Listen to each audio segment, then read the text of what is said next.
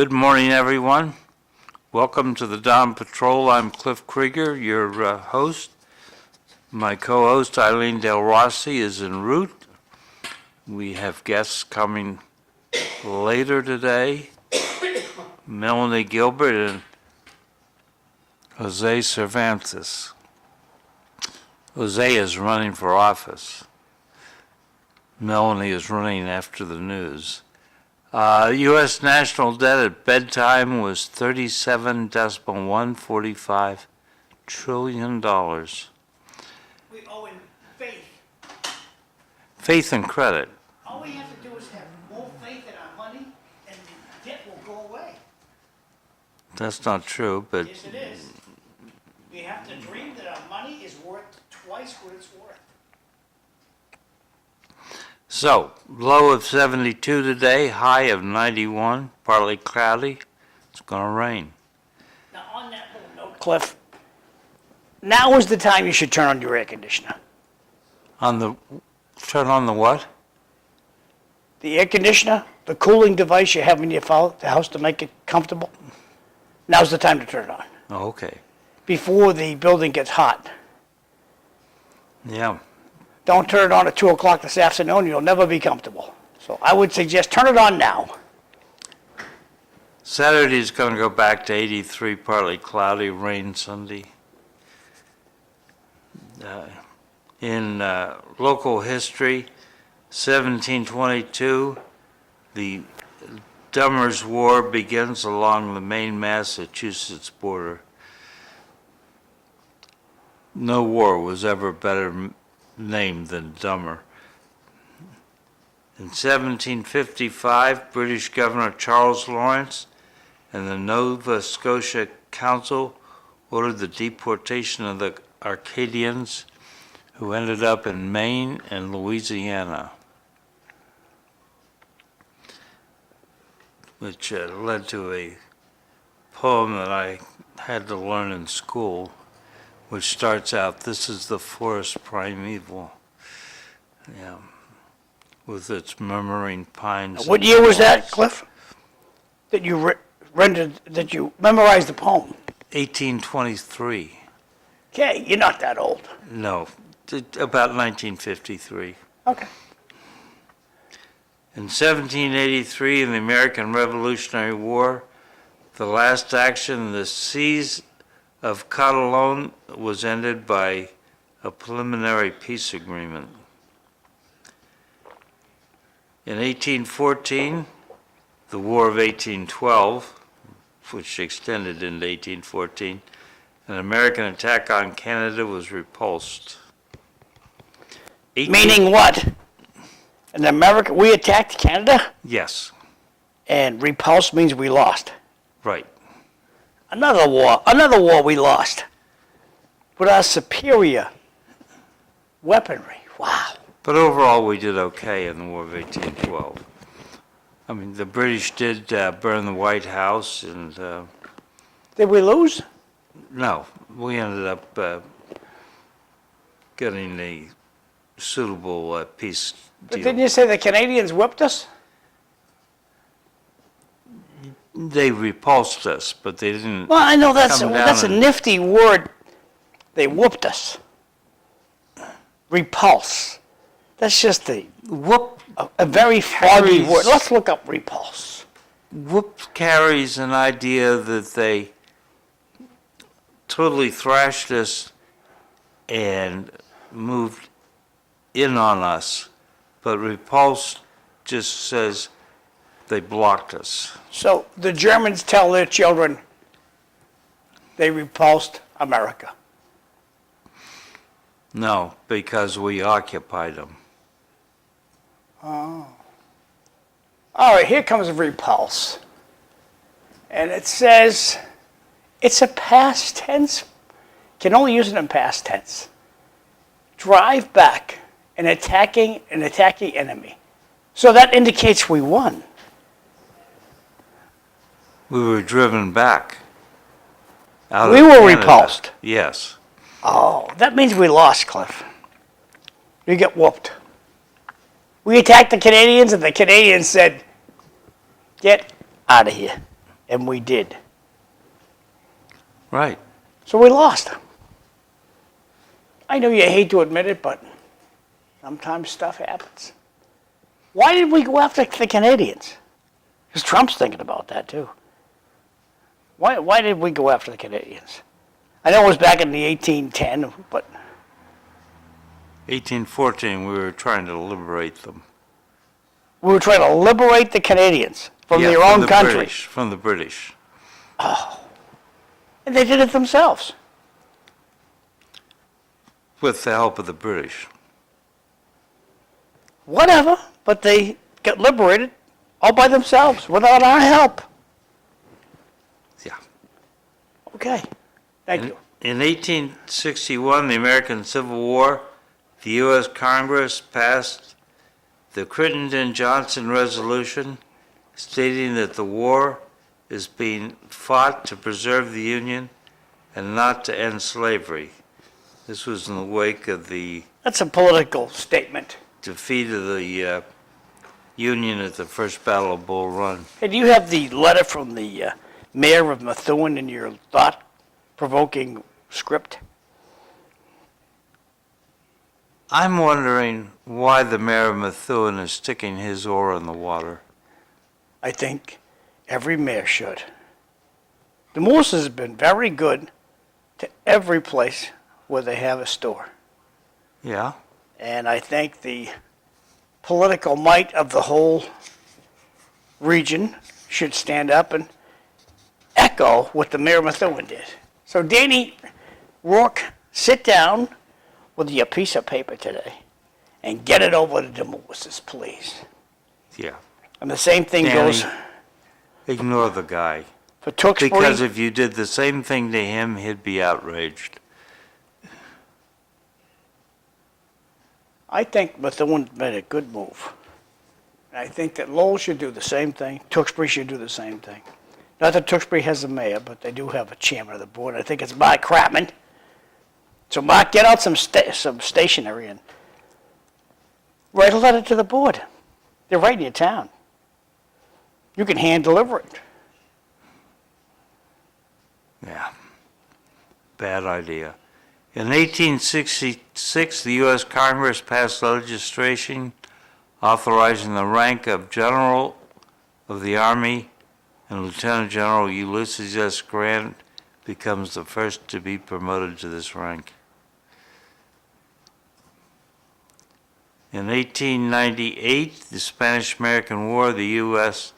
invasion of Spanish-held Puerto Rico begins. So there you have that. 1909, Louis Vuitton made his Louis first pocketbook. Blériot makes the first flight across the English Channel in a heavier-than-air vehicle going from Calais to Dover, 37 minutes. 1915, Royal Flying Corps Captain Len Owe Hawker becomes the first British pursuit aviator to win the Victoria Cross. 1943, Benito Mussolini is forced out of office by the king, encouraged by the Grand Council of Fascism, and is replaced by Pietro Badoglio. I think I may have gotten a text from Eileen, who is Not mobile. coming. She's not coming. She says she's on the way. All righty. In 1969, U.S. President Richard Nixon declares the Nixon Doctrine, stating that it now expects Asian allies to take care of their own military defense, which is the start of the Vietnamization of the war, which didn't end well. In the year 2000, a Air France Concorde crashed outside of Paris shortly after taking off from Charles de Gaulle Airport. After hitting something on the runway. Yes, a piece of tire, which it threw up into a fuel tank. Killed 113. And that was the end of the Concorde. It was. They're thinking about bringing that back. I think it'd be nice. In 1894, Princip, a Bosnian Serb, was born. He died in 1918. He is the one who started World War I by assassinating Archduke Ferdinand and his wife. Well, they captured him right away. They tried him. They found him guilty, but he was underage, so they couldn't execute him until he... Cliff, the licensing board. Did you guys have a meeting last night? We did. How'd it go? Or is that chatter for later? It went well. Did they make you chairman? No. Who's Joe the- Donahue's the chairman. Is that who the Golden Man selected? Yes. And he is The Golden Man he's named sucks. the interim chairman. The Golden Man sucks. No, it works out fine. You should be the chairman. It's But okay. because you're Republican, and he hates Republicans. He's sworn to hate Republicans. Tom? I am the duty Republican on the board. When it comes to appointing people, you suck. In 19... Just my opinion. Now, if you think Cliff should be the chairman of the licensing board, write to your really good friend, the Golden Man, the $1,000 a day guy, and tell him to make Cliff the chairman. And he will take that email and instantly delete it. Nobody tells the Golden Man what to do. He's a genius. So in 1915, Joseph P. Kennedy Jr. was born. Was that the dad? What? Was that the dad? No, that's the first son. He got killed in the war, didn't he? Yes. Okay. We're getting to that. Died in 1944 on a mission in, I believe, a B-24. Today is Puerto Rican Constitution Day, and also it's International Afro-Descendant Women's Day. International Scented Woman? Afro-descendant woman. Women who have African roots, African blood. Oh. One or more of their relatives Okay. was... A separatist term, but that's okay. Listening to you. So...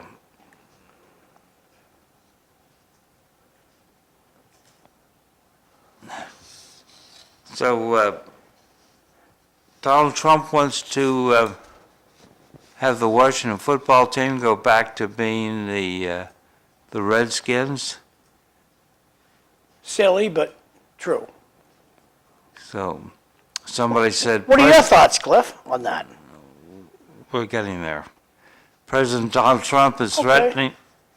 What? I understand.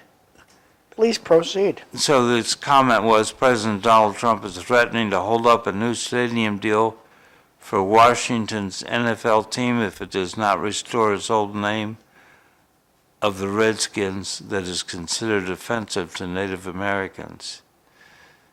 To which there was a response that no American Indians are actually offended by it. Only stupid white people who have to invent problems to fill their meaningless lives with fake outrage are offended by it, and even then, they're only pretending. And I think that's right. The We're going to ask Bernie descendants Sanders. of the Indian that is the model for the Redskins all want it restored. Okay. What do you think, John? I have no emotion on the issue. I'm not a sports guy. I don't care. No. I like the name Commanders or Commandos, whatever they call themselves, because does that mean that that team does not wear underpants? Because when they refer to I guess a female too. They're When you- not the when you go commandos, commando- they're the commanders. when you go commando, it means you have no underpants. Would you agree that's a statement that's truthful? Yes, but they're not the commandos, they're the commanders. I take it the same way. All right. So that team does not wear underpants. And now that they have the Indians, will they be wearing underpants? Probably not. So there's that. Speaking of that, did you see we're going to get a minor league baseball team next year? We being the United States of America, or the We Spinners? being the Lusher Park. Oh, LaLasha Ballpark. That's owned by the UMass. Did Marty rename that park? Did he take away LaLasha's name? Not that I know of. Why would he do that? The Lasher was. He wants to name something after himself.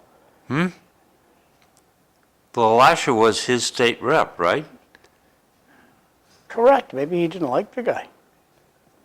I liked Eddie LaLasha. He was a good- Democrats, they all stick together, don't they? When I used to walk down to Lowell High School on a rainy day, Eddie LaLasha would be driving his kids to school, and he'd pull over and pick me up.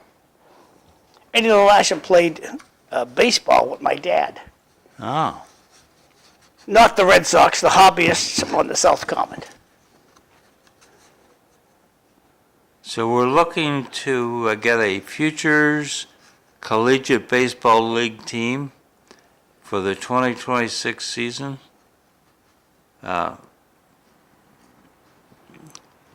So I'm not sure what name they're going to have. We're not going to call them the Spinners. I don't know. Okay, well, we're going to get a baseball team. That's dandy. It turns out that the former owner of the Lowell Spinners, Drew Weber, who's been on this show, co-founded this league. Well, that'd be nice, because we fill the stadium, and they don't fill the place in Worcester.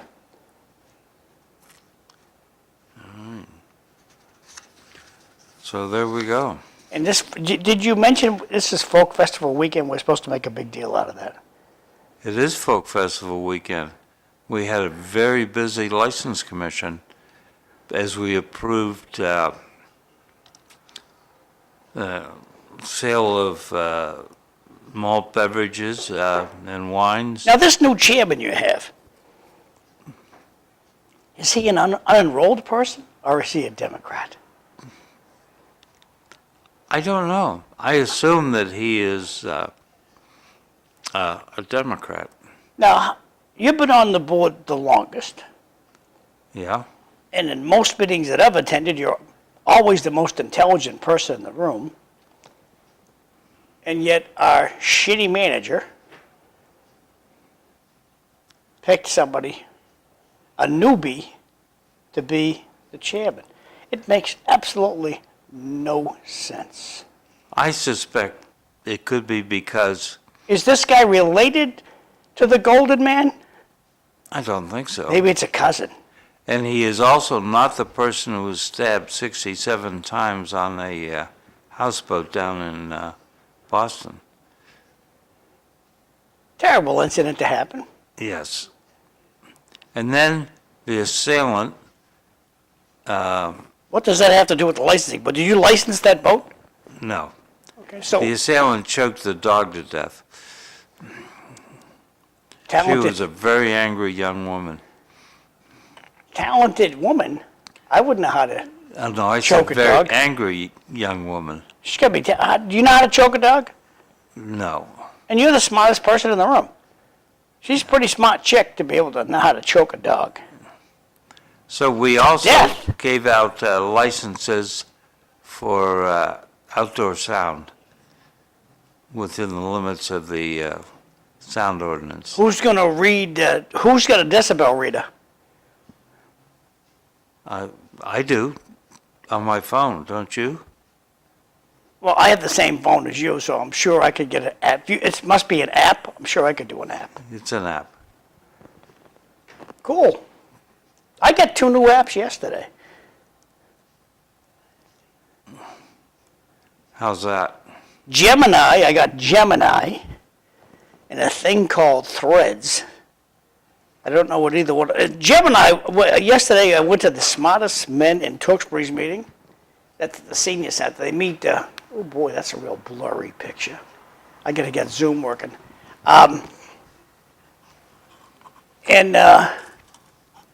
Mike, the leader of the pack, McDermott, he had his phone, and it's a lot like Siri. You can ask it a question, but this thing tells you a story. It just doesn't give you a one-word answer. It tells you a story. Like, who invented jet planes? Well, back in the 1800s. It's pretty cool. Gemini, what it's called. So I haven't used it yet. In Threads, I don't know. I got that from Facebook. You have to be Threads to do Facebook. I don't know what happened. I don't know what's happening with that either. I'm never sure how Facebook is working. But at any rate, it's a lot like, when I opened it up, it's a lot like Facebook. It's pictures of people. The first thing I saw was Donald Trump standing with somebody with a hard hat on. I don't know what they were talking about. They were talking about the renovation of the Federal Reserve Building in Washington, which has, imagine this, an asbestos problem. Well, asbestos was the gold standard for insulation on pipes for a century. Yes. But then people realized it was bad, Yeah, well, and they started paying attention. you know what? We used to drink water right out of the river until we realized it's bad. It needs to be treated.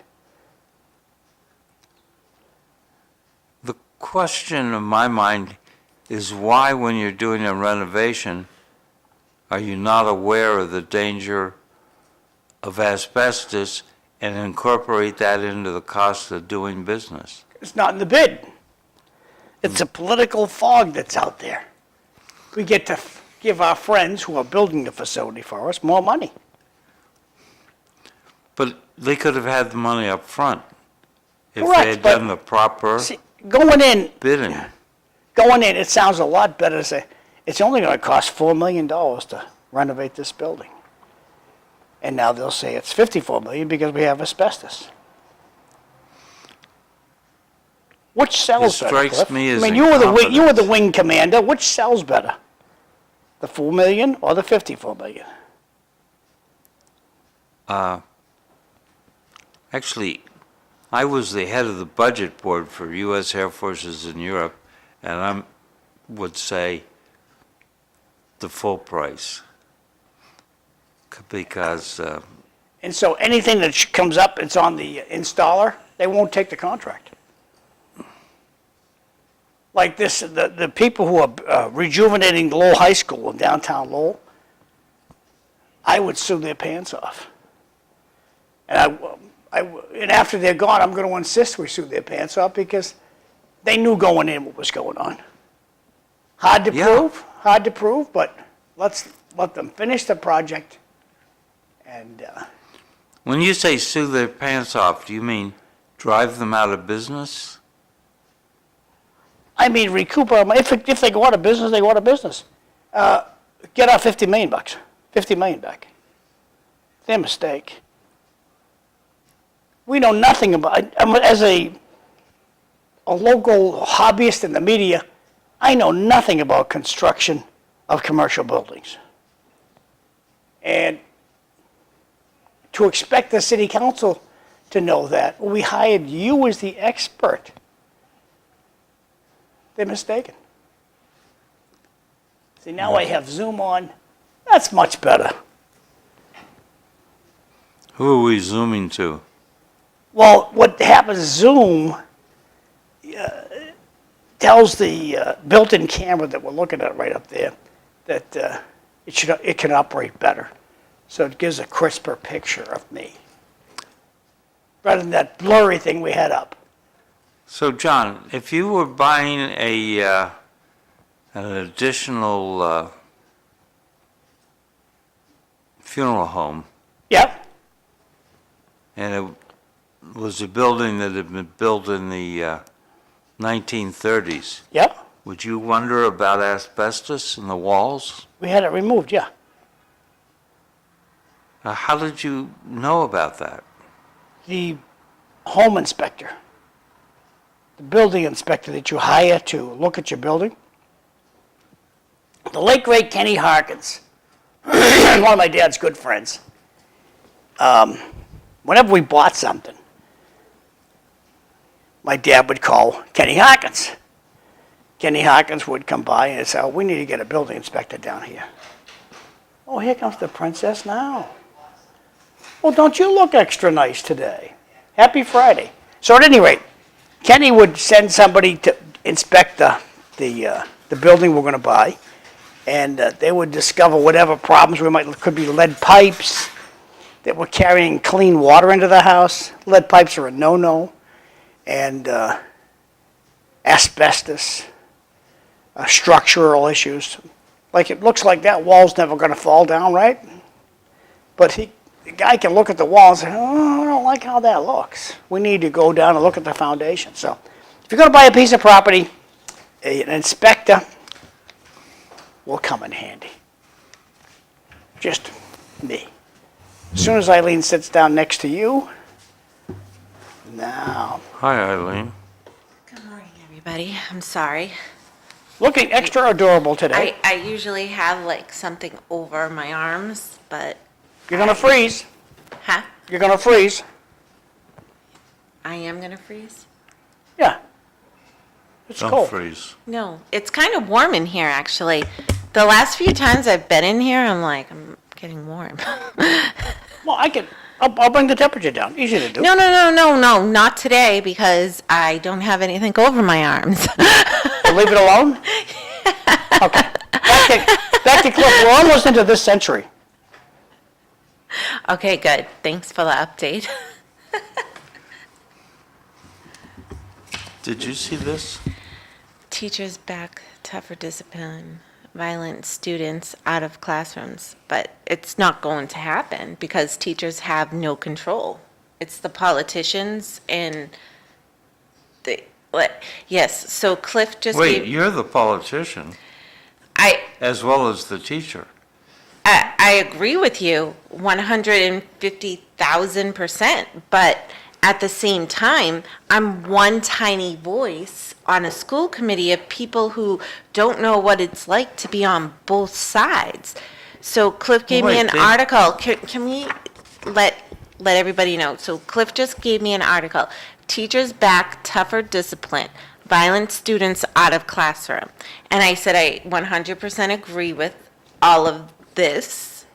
But at the same time, like, when I say we as teachers have no voice in this because it's the politicians and the administration who wants to make the schools look like less suspensions, less discipline, less problems. And so when I say I'm one tiny voice on the school committee, I am. And that's the reason why I want to stay on it, so I can be that tiny little voice. Like, the true story of schools is that kids are acting up. Kids are being disrespectful. All of our kids aren't getting the education that they truly deserve because of other issues. And at the end of the day, it's to make U.S. schools look better. I also saw this past week that Massachusetts was like #1 for schools, and I was like, no way. No way. Because it's just disgusting what they do with the data. I mean, people can interpret it any way that they want, but we're #1 because we have good colleges, because there's not so many acts of violence. We're #1 because there are not issues that have nothing to do with education. And that's sad at the end of the day. I got 2 comments from the audience. First one, I'll bet almost every time a market basket does a project, it's pretty close to the bid, if government is paying over, and if government is paying, there's going to be an overcharge. And then second, government and accountability will never happen. That's why pants have 4 pockets. And aren't funeral homes supposed to be a cooler to preserve the temporary guests? Yes. This is not the funeral home. This is the building next door. Did you see where I saw yesterday on Facebook, I believe it was, the mayor of Methuen, DJ Beauregard, actually sent a letter to say, if it's not broke, don't fix it. RDT. Don't you think Danny Rourke should send a letter? What? Don't you think Danny Rourke should send a letter? Yeah. Mayor? Yeah, I You mean, two are wacko. I'll send it to you, okay? So, I got the letter yesterday. We've already Lynn- talked about this. oh, okay. Okay. Sorry. And you just confirmed you're as wacko as the producer. Thank you. I appreciate welcome. that. I'm She's in good company. I'm Irish. Lynn Daly sent it to me yesterday, that letter. And then, Wait, you're Irish? I think Irish Catholic, just like the producer. I think Danny Rourke put it up yesterday. Danny Rourke or Rodney put it up yesterday. I thought you were Italian. I'm Italian Irish Catholic. That makes me extra wacko. That's true. Cliff, how do you like the speed bumps on Fairmount Street?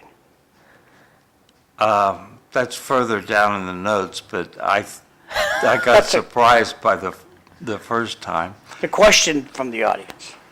Well, I was going to ask Jay what he thought, because No, since there's this already is all those potholes, not Jay, it's somebody else. since there's already all those potholes, what do you need the speed humps for? But Good, I think practical answer, Cliff. It's already a war zone with potholes.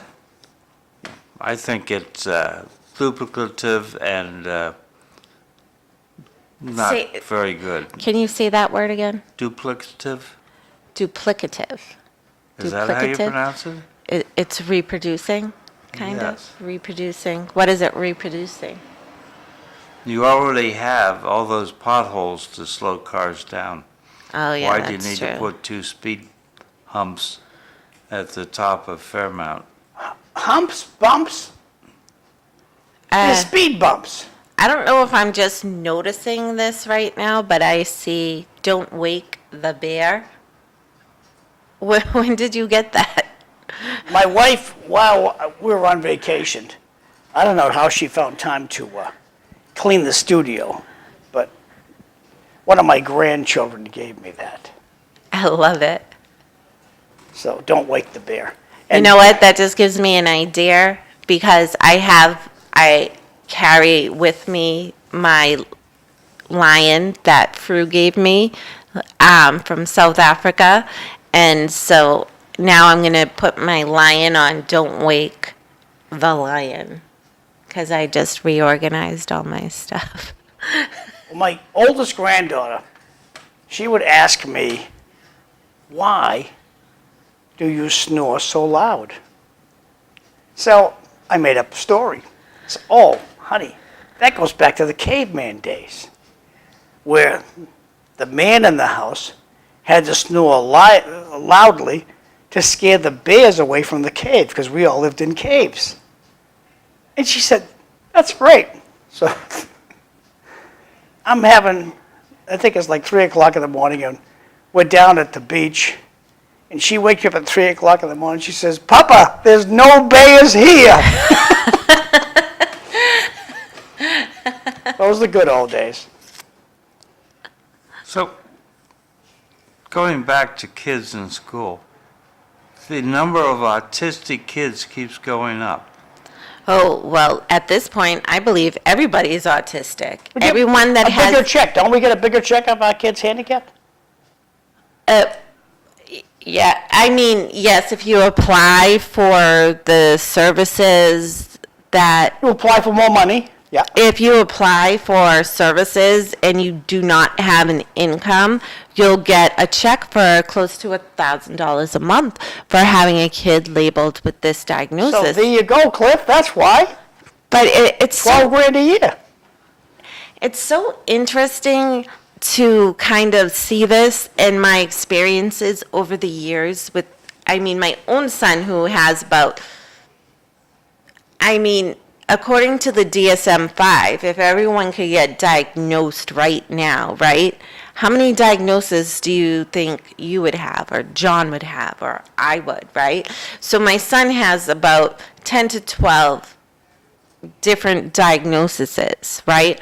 And so, which kind of helped him to get into a school that he truly loves and meet the most amazing friends that are very similar to him.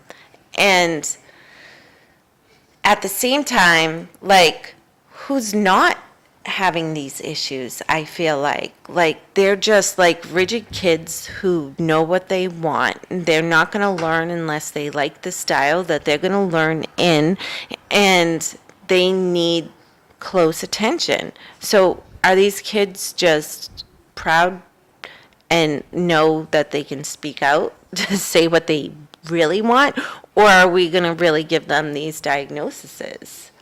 It blows my mind away to think that, I think we could all get a diagnosis. What are the chances that it's the fact that boys and girls are different, and we're trying to make the boys act like little girls when they're not ready, and that this brings out these kinds of diagnosis problems? I don't know. I haven't gone into that territory yet. Why are we trying to make boys be like little girls? I don't think Boys are a little more disruptive. Girls are, they're about 2 years ahead of boys in grammar school in terms of their performance. All right. Here's my whole thing. No child, boy nor girl, in today's day and age does not know how to self-advocate for themselves and to say what they truly need. When I was a kid, I was one of 4. And you kept your mouth shut and you listened to your mother and father. That was it. Today, these kids are either only children or come from a parent with multiple other children, and they always speak up for themselves. I do not know any child who is going to be forced to feel, or boy that is going to be forced to feel like they're a girl or that they're smarter than they are, because they don't even know where any of that lies in their trajectory. They just want the very best for their own selves, and they're going to advocate for their own selves 150,000%, in my experience being a parent and a teacher. Hey, I got 2 texts over here. First one agrees with you completely. It says, there aren't any perfect humans, and dig hard enough, you will find something wrong with everyone. Yes. One more text. Grand slam, Mr. Krieger. What a waste of money on these speed humps. The question I have is why, after paving a good amount of the roads in Belvedere, are they tearing them up again? And no signature, so good question. Back to you, Cliff. Thanks. So you're putting part of this down to low birth rate, which is what, 1.6 right now? Oh, wait. All right, I know this is part of the agenda, all right, and we can talk. Well, we could put it to low birth rate, but we could put it to just how society is today. Like, you can't say no to a child. Like, that doesn't exist anymore. Like, if I say no to my kid, right, he's going to be like, okay, and then he's going to call my sisters or ask my mother and figure out a way to get it to be yes, and then I'm always in the wrong. So what do you do in this society today? Our kids are savvier than ever with technology, thanks to the phone. I mean, our kids are way more advanced than we will ever be in technological ways and in getting what they truly want. But I don't know if it has to do with the birth rate. I guess maybe it does apply because it is lower. And I only have one child myself, and I give a lot of props to anyone who has more than one because I'm still trying to keep up with my 12-year-old. And yeah, I mean, maybe that's the reason why I'm so, like, involved into it, and, like, I don't know. But my son also has a younger brother, and he's a great brother to his younger brother. You know what I mean? Like, he puts himself aside to take care of his younger brother. Hey, I got 2 texts I'm going to read. Don't mean to cut you off. Sorry. Continue. You good? No, I'm good, yeah. Okay. Thank you. So first text is, why aren't you putting the text on the screen or you're making them up? No, what's happening is, let me put the screen on. You guys can sip your brew over there. The thing that I'm able to copy and paste the text, it's not working this morning. The last text I got is yesterday. So I restarted the computer, I did whatever I could do, and ain't working. So, Jose's here. So I'll get him in here in a second. Then the second text says, unfortunately, kids are allowed to run the household. Maybe parents should stop being a friend. And maybe stop being a friend and a parent. Okay. Well, there's no such place as parent schools, so good luck to you. Thanks. I'm going to go let Jose in. I agree with that, but, like, kids today,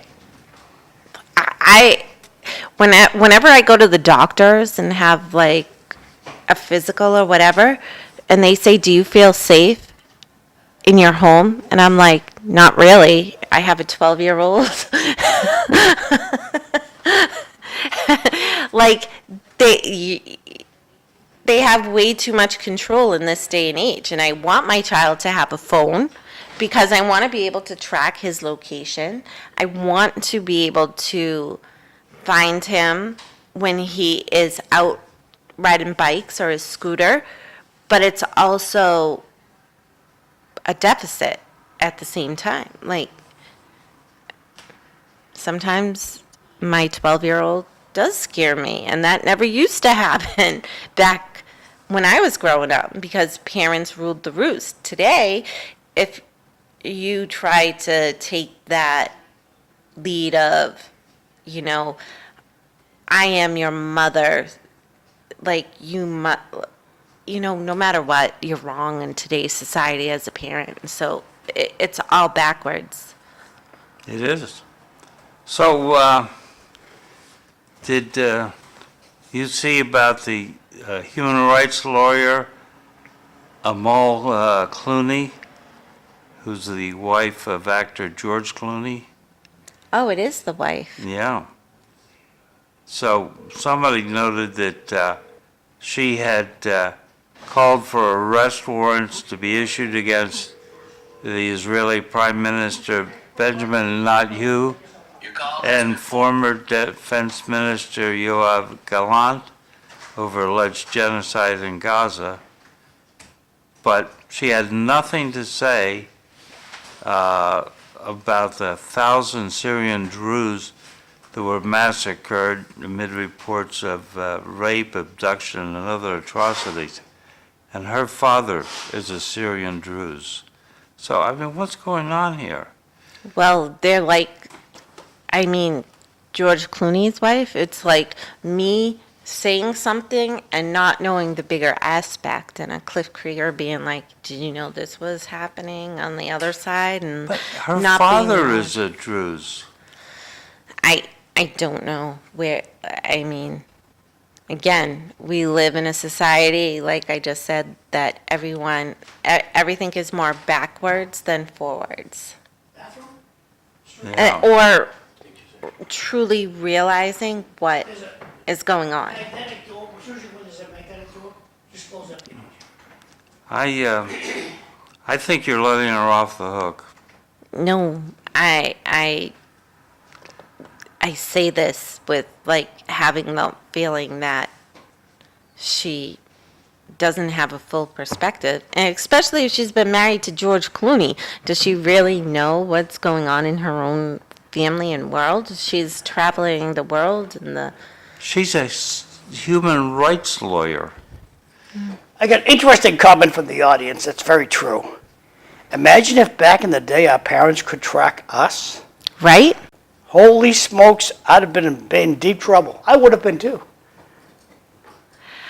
I don't think I've ever shared this story, but it was after my son's week at the beach, and we went up, I had went up there, and I slept horribly at the beach, right? And so his last night there, I was exhausted. So I got back, and I was so tired, I just slept for a few hours, and then I put my son's tracker on, and it has him in the reservoir, inside the water, right? So I'm I get my dog, right? And I'm all right, come on, Max, because I don't know if this Brought is your going to turn rescue into... dog. Huh? You brought the rescue dog. I don't know if this is going to turn into a rescue mission here. And my kid's in the water. So now I get my dog, and we pull up to the reservoir, and I let him lead me, right? And so I meet the reservoir lady, I think, who is the Christian Hill, moderator. She's like, how come I've never seen you here before? I said, because my son's never been 12 and ridden his bike up here before. And she's like, oh, I saw those two boys. They're just climbing the fence over there. But as long as they don't litter, that's all I care about. And I'm like, okay, all right, thank you. So I walk around the corner, and I see my kid on top of the fence going into the reservoir. And I'm like, how smart do you think this is right now, honestly? And not for nothing, but my brother, when he was younger, I'll never forget this. He was with, Jimmy Rivard's son, Mark Rivard, he was good friends with. We used to live right around the corner from them. And he fell down all of those stairs. And I'll never forget Laurel Rivard bringing my brother home full of blood all over his face. And my mother was like, it's okay, I'll take care of it. And she took him in the house, and she butterfly stitched my brother all the way. And so I wanted to make a point that these boys were, him and his friend Victor, were dead wrong for going all the way up there, for climbing a fence that they could fall into a reservoir in, and, these kids, and I was That's you never... nothing. That's nothing. I remember playing hide and go seek on Crosby Street, which is off Gorham, down by St. Anthony's Church. And one of the kids got on a city bus, and we could never find him because he got on the bus that went to Barica, and he'd just stay on the bus until it came back down Gorham Street. So the stuff that we would do as kids, grab onto the back bumper of a car on a snowstorm and slide down Crosby Street, was very, very dangerous stuff. If I told my mother half the stuff we did, she would have been very angry at me. So I know. Well, I do believe a lot of it is figuring stuff out, but I think today too is a lot of how a parent handles it. And my son, I was like, how smart is this that you're on top of a fence right now about to get into a body of water in the reservoir. I got one in the audience wants to know when Melanie's coming. Melanie's coming at 7, and then he goes on to say, does Cliff have any riveting stories? We're all swapping stories. Do you have any riveting stories No. that you did as a child? I mean, you used to carry a gun to school. Yeah. Cliff lived out in California. He was carrying a gun to school in the last century. High school. Melanie Delrossi. I'm sorry. I have to excuse myself. Yeah, I used to ride my bike up to the lake and go swimming by myself. So, You didn't have the buddy system in California? no, this is in New Jersey. Okay. 12 years Did your old. dad work for the railroad or something? I mean, you lived all over the country. He worked for the Navy. Okay. He was a Navy civil servant. So we have our guest is actually here early, so I'm going to invite him to come over and Oh, I forgot at the least camera was still on me, sit. sorry. Too many windows open over here. Come on over and sit with us. Yeah, you can leave your hat on the couch if you want. This is Jose Cervantes, candidate for city council. Good? Okay. Just sit where Eileen was sitting, you'd be good. Thank you very much, thank you. So, my key question is, are you related to the author? You know what? I probably am. Legend has it that two cousins, how's everybody doing? Two cousins came over from Spain to Mexico, and one went south, one went north. So that's how the last name came to Mexico. So Oh. I'm sure that if we look at the bloodline, one way or another, we're all related, you know? So you're lifelong Orwellian? No, I actually wasn't born here. I was born in Mexico. Oh, okay. We came over here in '87. I was 2 years old. My mother grabbed her two kids, and we lived pretty far down south in Mexico, and took a bus ride to Tijuana, and we crossed the border. We got to Inglewood, so East LA in '87. We were there for a little bit, bounced around between there, Florida, everywhere, and up here too. But we finally moved up here to stay here. I was about 8 years old, so I've been here for 32 years now. That begs the question, can you speak to the civilianship with your family? How did that happen?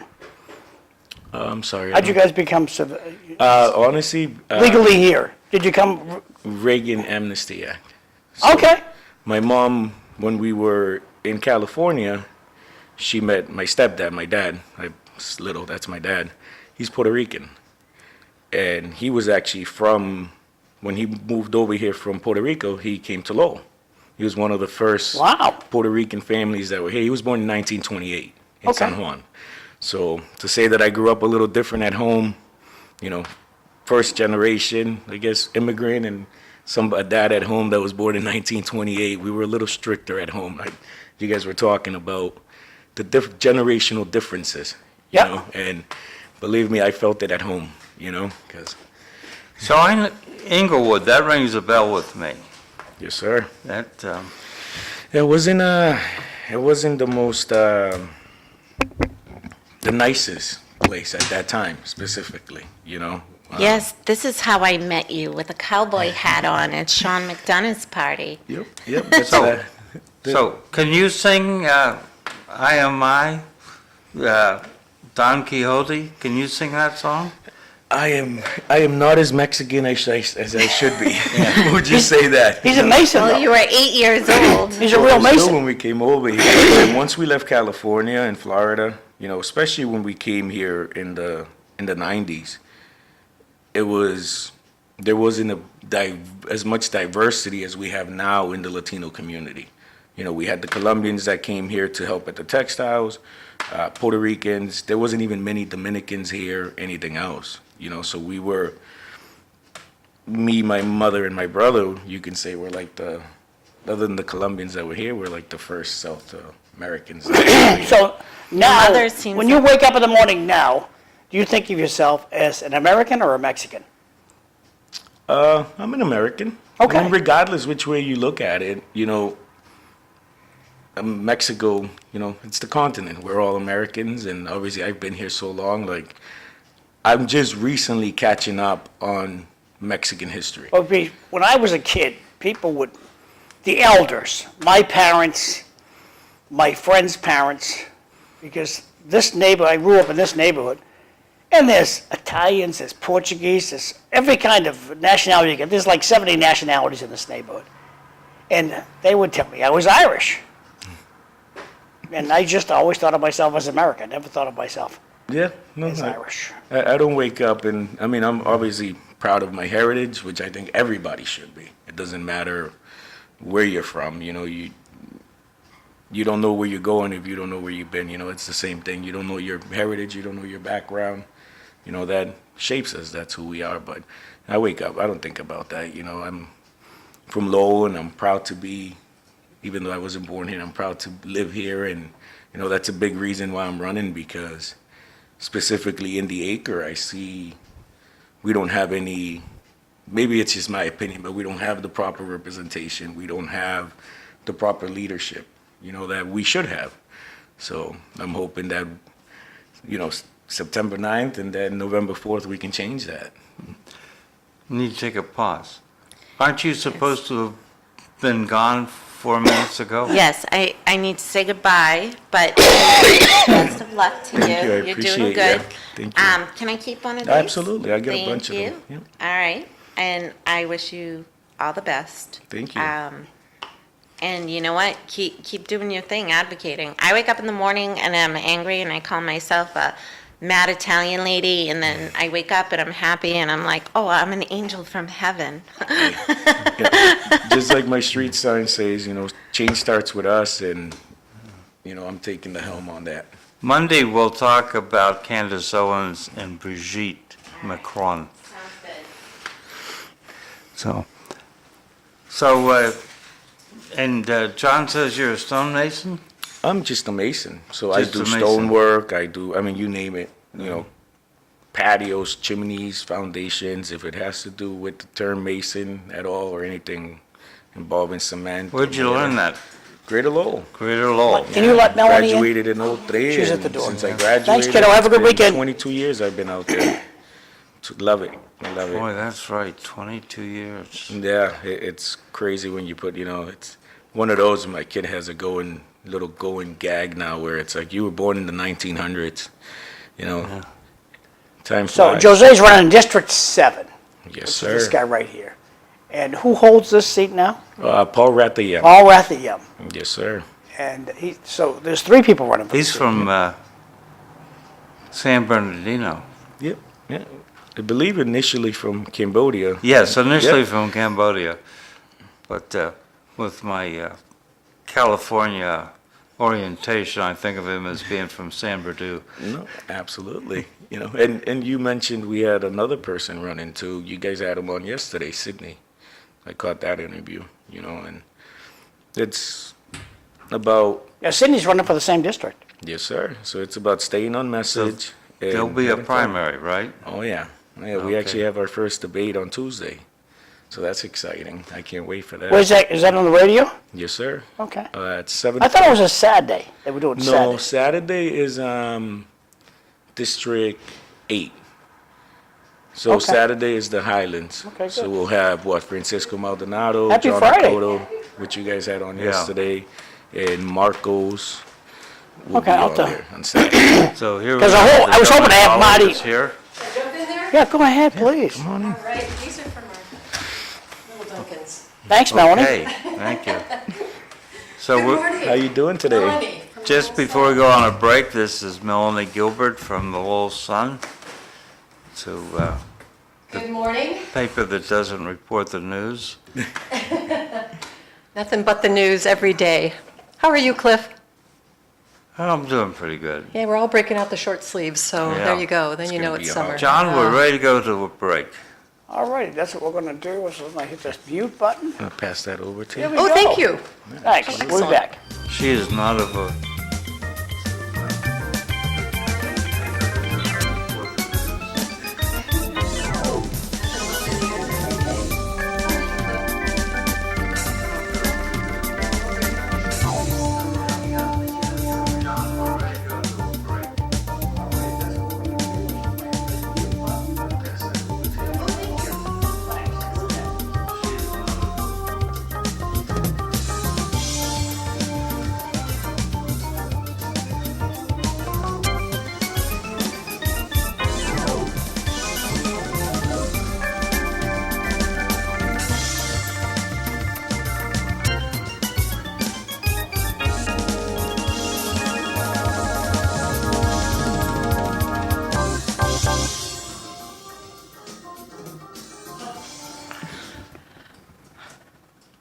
No, we can Good morning, continue. everyone. Welcome to City Life Show. I'm Cliff Krieger, your host. Eileen Delrossi had to depart and take her son to school. We're joined by Melanie Gilbert, as we are from time to time, reporter for the Lowell Sun. Good. Good morning. I tried to stop at Gail Ann's, but she's on vacation. Oh, So then I went to Dunkin's. Their coffee machine was broken. They didn't have all their donuts in stock. So I'm sorry, guys. What There's is it coffee, if you want for? coffee, we have coffee over there. No, this is just like general reporting. But they had no water in their, the water thing, because I thought, well, I'll pick up a water on my way in. And it was, but I still managed to grab some frosted Boston cream and glazed donuts. good. But We've already had a texter ask if you were coming in. With the donuts? Was that you, Cliff? No, texting? no, that was I should scoot over somebody and else. Jose. Little reminder. Our other guest is Oh, yeah, sorry. is Jose Cervantes, who is running in the Acre for city council. So tell us a little bit about yourself, Jose. My name's Jose Cervantes, for the people that don't, usually I have a cowboy hat on, so you might not even recognize me right now. Like he stated, I'm running for city council of District 7. I've been in Lowell for 32 years, graduated Greater Lowell in '03, and I've been a Mason ever since, and I love it. I love getting out there, working hard every day, and now I think it's time to start working hard for the community like I have been for about a year now, advocating for people and trying to bring some change forth in District 7. I'm looking at your, what do you call this, like a flyer? Little palm card. Palm handout. card? And on the back, you have the statistics, 535 out of 8,415 registered voters in the Acre showed up in 2023. And let's make our voices heard and get that number way up. I have to agree with you. I mean, no matter who, wins or who runs, only 535 voters cast a ballot in the Acre. That's Well, That's Melanie, like it begs the Kingsborough. question, what's in it for me? Well, see, What's in it for me? Well, that's very transactional. I think democracy is in it for all of us, and you should just show up. It's kind of like with parenting, like, what's in it for me? Well, it's your job, We don't teach it in school anymore. I've been, to vote. Correct. Did you get that taught? Oh, wait. Gail Ann's daughter would disagree with you Me too. strongly. Okay, tell me more. I disagree with you too. Sorry to start off That's with. okay, I don't but care. the only reason I would, maybe they didn't at some point, but I know my daughter just had a huge civics project where they were talking, and I actually was able, because it's been an ongoing What thing. school does your daughter go to? She goes to the Daily. Oh, uh-huh. So, and, I've made some connections along the way, and I actually got a few of the senators to email the kids back. Vanna Howard went in there, Tyra Hung went in there, and it's all just about that's learning the sweet. process. Yeah. And then my neighbor that was in 8th grade, just like her, I went over there knocking on the door, and she was actually writing a huge project about it.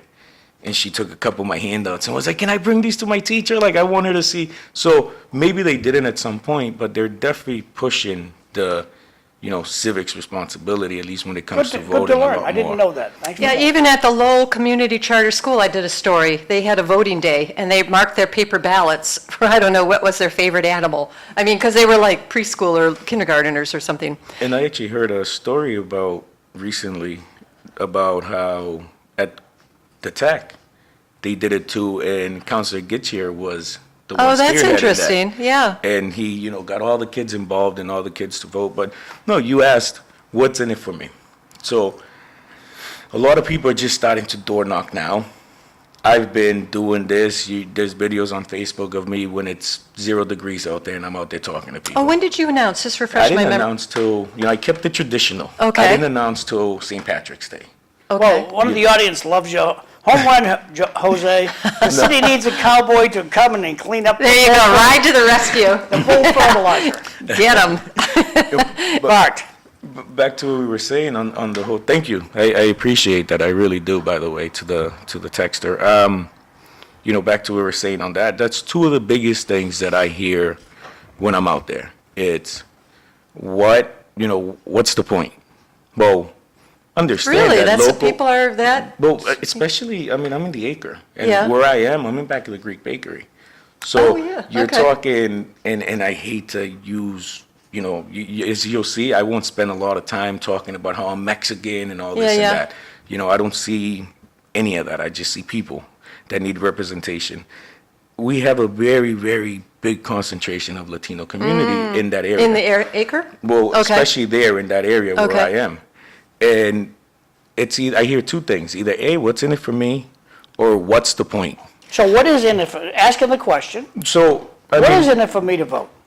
what they got to realize, and I've been saying this a lot lately, if you're running for city council, and maybe it's because I'm green behind the ears and I got that construction worker mentality.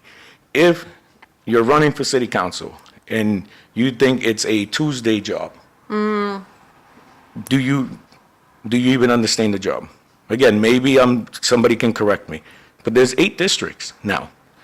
Every district has a representative they put forth. Well, So Jose- you're bringing leadership. We Jose, got- I'm in the hobbyist end of media, and there are a lot of politicians, I'll call their cell phone, and they don't even say it's them. It says, you've reached 978, 808, 80, it's not even their voice. Yeah. Oh, really?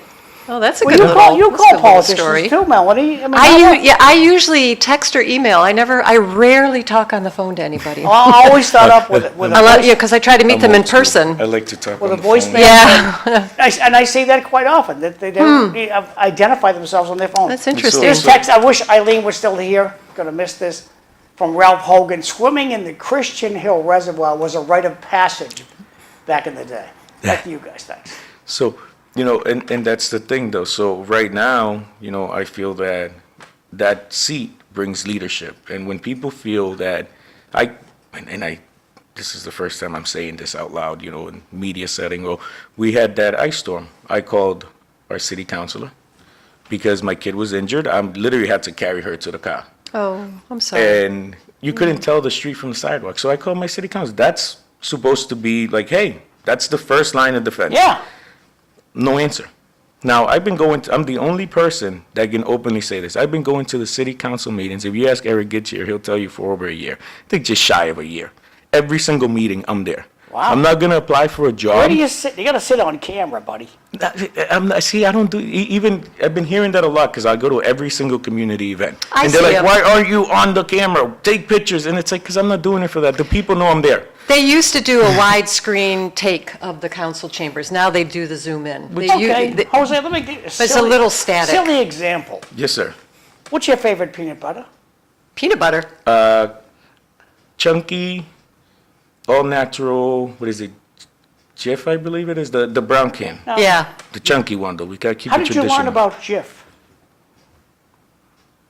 For some reason, I just had a flashback of in California, first grade, making peanut butter, and that's where my addiction to Well, peanut butter It started. promoted itself to making you their Thank favorite. you. Yes. That's why I humbly suggest, go to the city council meeting, sit on the bench under, I think it's Charlie Lowell or whoever invented Lowell, sit under that picture and get yourself on TV. People say, oh, there's Jose. Yeah, no, and you're right, but I mean, the people know because they see me, especially in my neighborhood. I walk everywhere. I walked here today. I walk to the city council meeting, and every single person that I see, That's a great I location. talk. Oh, Yeah, I mean, that's a really, 5-minute walk. I'm and jealous, yeah. I leave at 5:30, and by the time I get there, I'm usually running up the stairs because I'm talking to everybody. Yeah, You right. look at me. My wife makes fun of me because if you look at me, I'm like, "How you doing?" Yeah. And if you even slightly make eye contact to engage, so how are you? What's going on? Like, what's on your mind? What issues are we having? Oh, your trash hasn't been. Your street always gets, trash picked up last, so you always end this and that. And that's what it is. Advertise yourself. Give people a leader, a voice, somebody that they see, not just when it comes to a ribbon cutting or on a video once in a more while. hands-on, kind Yeah. of like with your line of work. You just want to dig in. Stop Yeah. telling them what's It's wrong interesting. with them and how horrible that they're gonna die because they live in the acre before everybody else, that their parks aren't clean. Well, I organized the cleanup. Mm-hmm. Were you guys there? Oh, no, because it was 8 in the morning and it was raining. But guess what? I was out there. We were cleaning the whole commons. Where were you guys? You can't say you're about the community and not be in the community. And that's why I think people don't vote, because they give you their vote. And then, They don't see you. where are you? Right. They're sick of being lied to. And that's what I mean by lie to. I'm going to be there for you. I'm going to fix all this. And then you call them, and you have to call the city manager to get your street iced.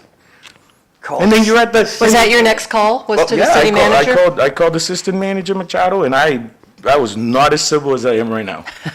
And then on Tuesday, you're telling the manager that they did a great job, that everybody's calling you. What about my call? Don't do that. You don't count. Don't go against.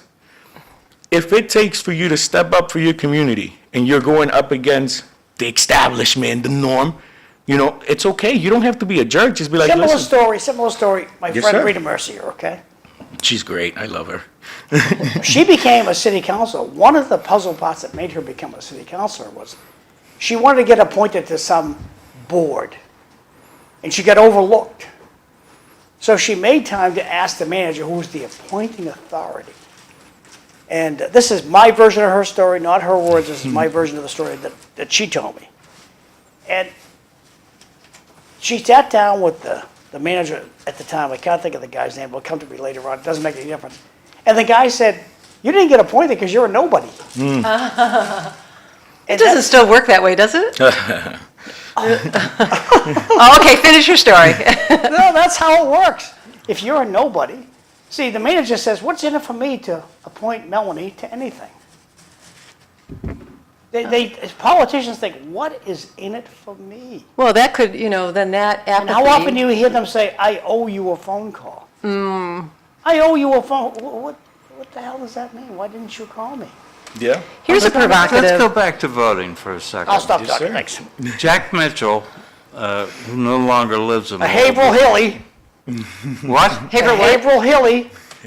He lives in Haverhill. Oh, okay.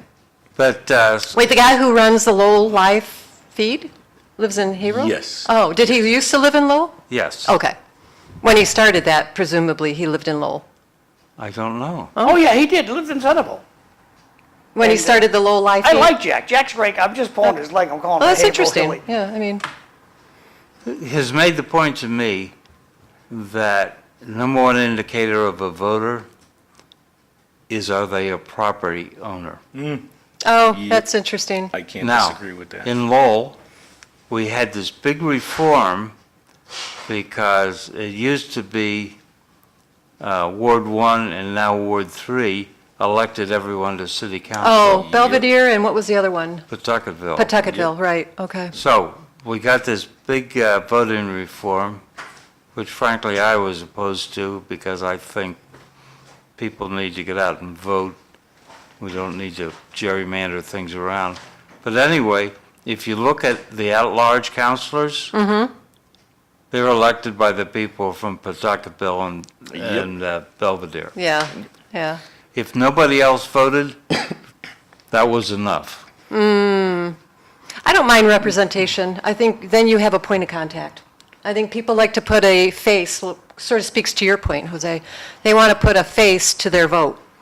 And when they don't see that face, then they stop voting. Yep. They feel like they're disenfranchised or don't matter, or, I mean, I don't want to give people excuses. I still think you should, this is my famous example with my kids, is that no one gives you a cookie for stopping at the stop sign. Yep. So no one's going to throw you a parade. And even when nobody's watching, you have to do the right thing. So even with voting, even if they don't know you or they don't know that's even more reason to get out and vote, even if you do a write-in or whatever. You reminded me of my favorite English, because I'm fluent in both, English word, integrity.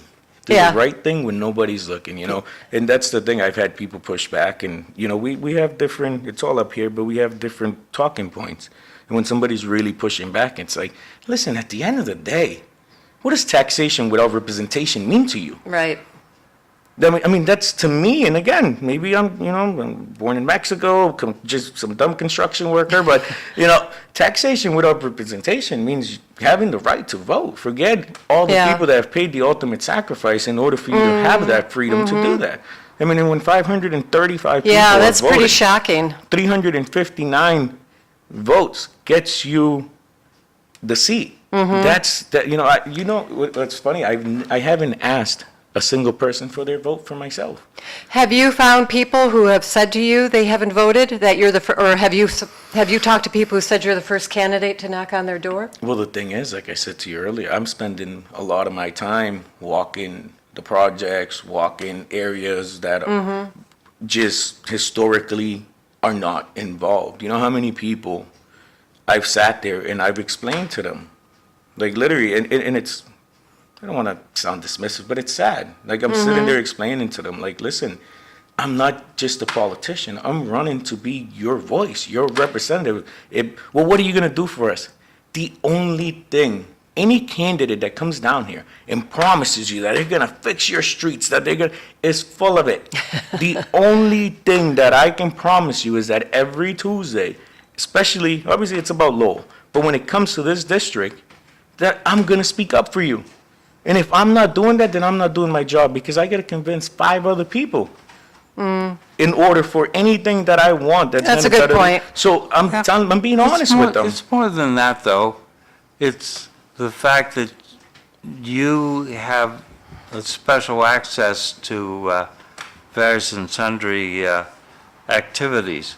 For about 6 months or a year, I'd been going up and down the elevator in City Hall, and as you walk in, the handle on the left was loose. And, On the door? no, on the wall. Oh, The okay, grab where bar. okay. Yeah.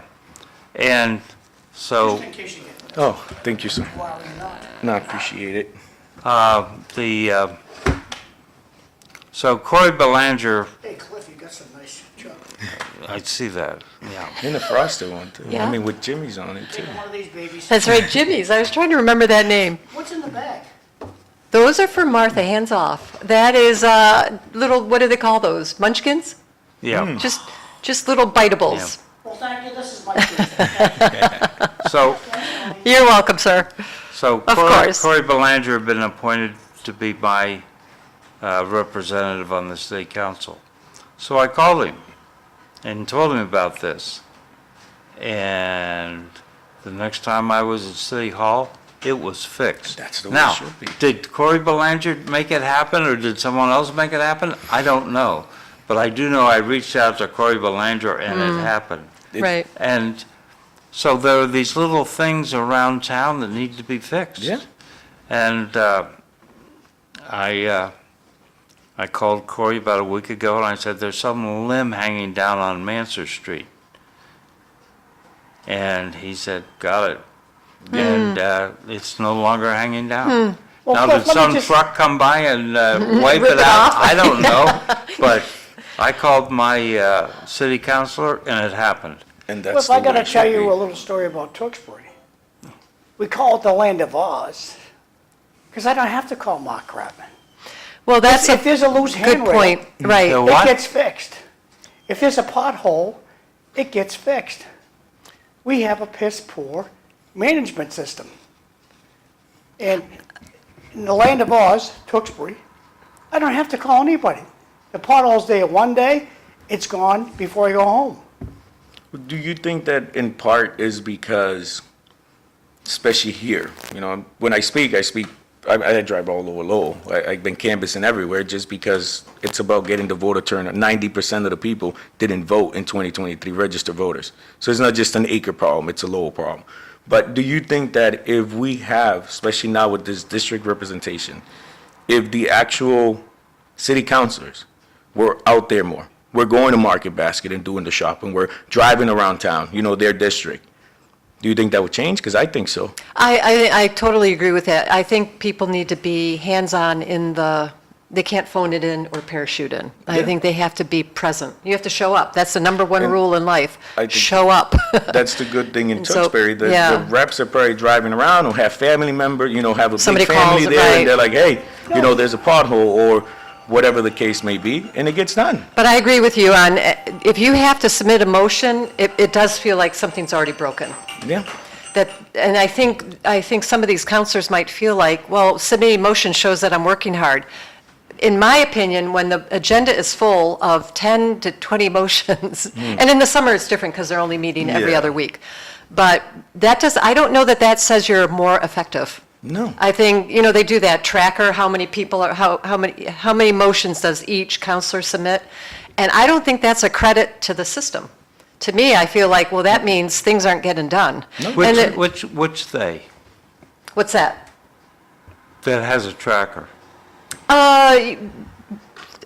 Richard Howe just did that in his Oh, okay. Sunday, I've seen that yeah, in in his Substack. Sunday Yeah. post that he Okay. publishes and he did a motion tracker, how many motions associated with each counselor.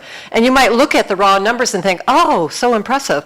But I look at that and think, I don't think that, let's say, I'm just pulling it out of the hat here, Counselor B, who only has 5 motions in 2025 versus Counselor A, who has 500 motions in 2025, I don't see Counselor A as being more effective. I think the system, some of that is a little performative, and I also think it means that the system is unproductive. So why should you have to submit a motion to get stuff done? I totally agree with you. That is the part, really, because they're part-time, they're not even, they're paid, but it's nominal, because they're attending almost Oh, no, I'm paid nominal. They're making 25 grand. 25 grand, but they're doing the subcommittees and they're doing the Tuesday night meetings and they're supposed to Yeah. do some of the ceremonial stuff. So Yeah. it's a nominal amount. They're not a full-time employee. And there could be a question of whether they should be. But so they're a part-time, When are they not a city councilor? they're only advise and consent, in my opinion. They're They're a not city councilor really. 24/7. Thank you. They're a city councilor 24/7. And thank you. Look at that. You guys both covered my both points, because I was gonna say, and that's the thing though, for what the job is entitled, in reality, there's so much more to it, because in order to do a great job like they do in the land of Oz, it cannot be just, like I stated earlier, it cannot be just a Tuesday job. It has to be an everyday job. You go to the Well- market, you're talking to everybody that would, like I said, anybody that would look at you, because now you're hearing their concerns. Like I said, first line of defense. I'm going to If- shut your mics off for a second. I'm going to do these announcements, and we'll put you guys back up in a minute. You guys can chit-chat over there if you want. Nobody can hear you. If you want an announcement on City Life, send me a text. Call my cell phone. Happy to do it. Today, thanks to community teamwork, there's a farmer's market every Friday through October. And 2 to 6 in the afternoon today. So around 2 o'clock today, head down Dutton Street. You'll see a lot of stuff going on with the construction of the tents and so forth for the folk festival.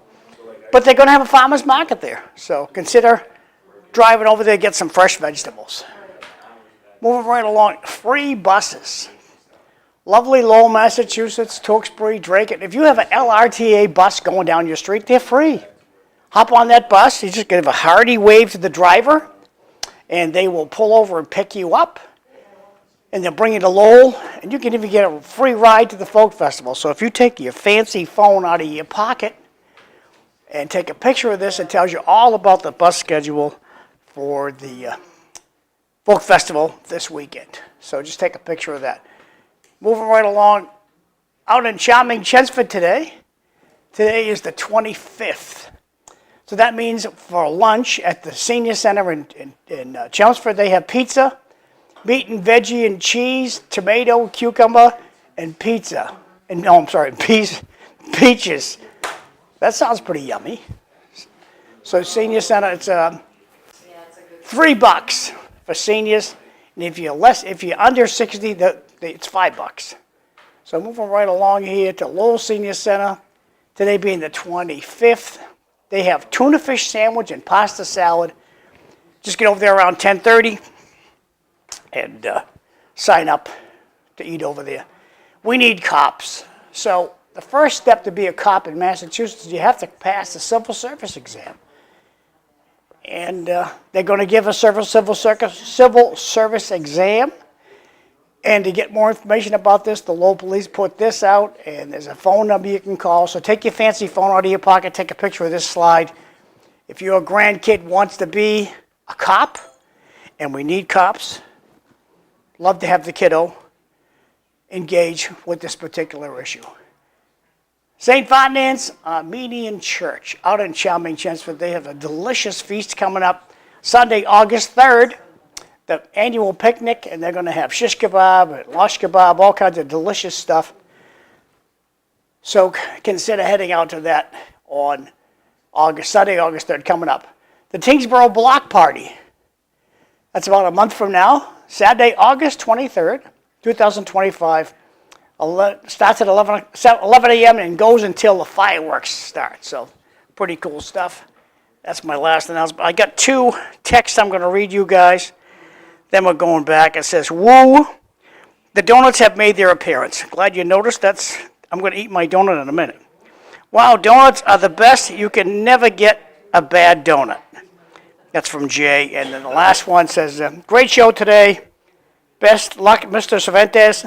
Cliff can't wait for President Macron talk on Monday. Melanie, you're the best. That's from Jay. Back over to you guys. Thanks. So we're back, You're fine. and we have Melanie from the Lowell Sun, and we have Jose running in the acre. That's District 7? Yes, sir. So it's the acre in Lower Highlands. Okay. So, looking around town, one of the things that I find a little aggravating is the high school renovation and the ever-increasing cost. And they didn't know there was asbestos? I mean, how did that happen? Well, we're already looking at it. One of the stories I have coming up is that Rourke Bridge. You know, Skanska's the lead construction company, Yes. design and build on that project. And the last time we wrote on that story in April was when the contract was signed. And it was $274 million. And at the public board meeting, it had suddenly jumped to $303 million. $30 million, like overnight. So I reached out to MassDOT. I have saw not that heard. in the paper, and I went, I dropped my little Easter egg in Yeah. there because I didn't have time to, the night of the public meeting, I couldn't, Yeah. get any quotes from the leadership. But that's a follow-up story I'm going to run, is like, how do we go from 273 or 274 to 303 million? No, it was 273 to $303 million like that. And there was no discussion about that on the public meeting. And I thought, oh my gosh, this is going to be shades of the Lowell High School project, because, the town has, or the city has a dog in that fight. They have to pay a portion of that cost. They're not off scot-free. They're already paying $10 million to run the water line under the bridge to connect from Pawtuckaville to, Highlands, to the Highlands neighborhood. But, How is it $10 million for a pipe? well, $10 piping million is, for a pipe.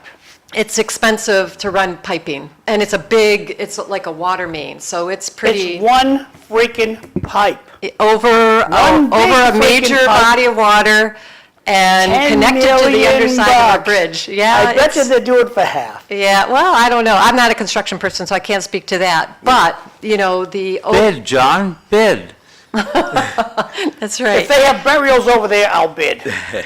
But, that gravy train is, as we've talked before, all this money that came in because of COVID, or sort of tied to COVID, like the Bipartisan Infrastructure Act. That was all COVID relief money to not only spur the economy, but to spur the economy by doing investment in the communities. On a side note, the donut was awesome.